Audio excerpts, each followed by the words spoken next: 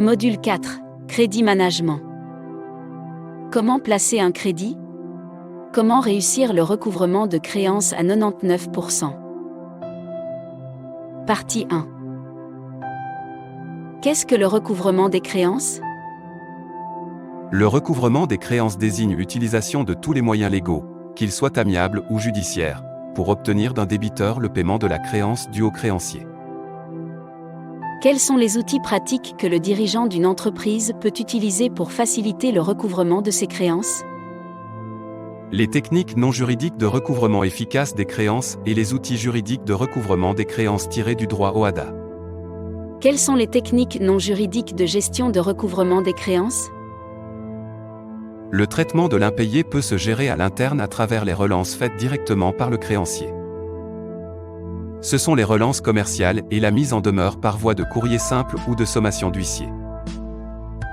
Quels sont les mécanismes de relance client? Les relances téléphoniques, les relances courrier, les relances face à face et les relances mixtes, téléphoniques et courrier. Comment procède-t-on à une relance téléphonique? Pour instaurer un dialogue, comprendre les raisons du non-paiement et aboutir à un accord, rien ne vaut le contact direct. Un conseil tout de même, la relance téléphonique est coûteuse en temps et en argent. Ne pouvant s'appliquer à toute votre clientèle, établissez la liste des personnes à appeler en priorité en fonction du montant de la dette et du niveau de risque du client. Intervenant quelques jours après la date d'échéance du paiement, cette relance doit être effectuée par le vendeur qui a conclu l'affaire.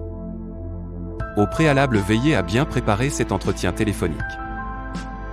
Préparez une fiche pour chaque client, sur laquelle vous inscrire son nom, ses coordonnées, la date et le montant de la facture en attente de paiement. Une fois cette fiche établie, rappelez-vous quelques principes importants en matière d'entretien téléphonique. Utilisez votre voix à bon escient. Une voix trop forte ou agressive peut provoquer une résistance de la part de votre interlocuteur et nuire à l'aboutissement d'un accord.